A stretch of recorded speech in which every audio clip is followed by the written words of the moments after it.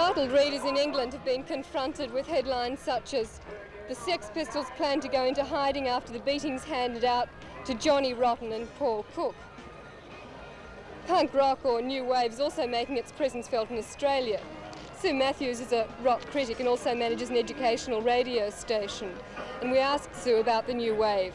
I think new wave is a much broader term than punk rock. I think new wave is used to describe a whole range of music that's being made both in America and in England that's part of a more general movement, whereas punk rock is just one branch of that.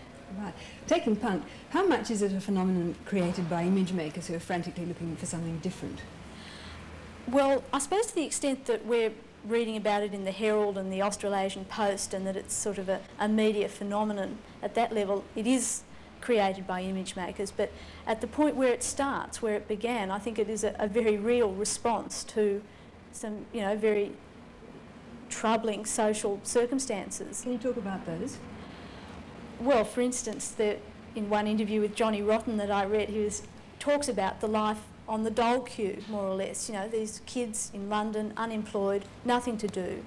The society they live in appears to be crumbling. There's terrorism, there's riots, there's violence. And so really what they're doing is making intolerable music as a response to an intolerable situation. So it's a valid response to desperation? I think so, yes. I mean, I think that's what you hear in the music. That's why it's so rough and grating, is that it is an expression of rage and anger and outrage. I use the rest, I use the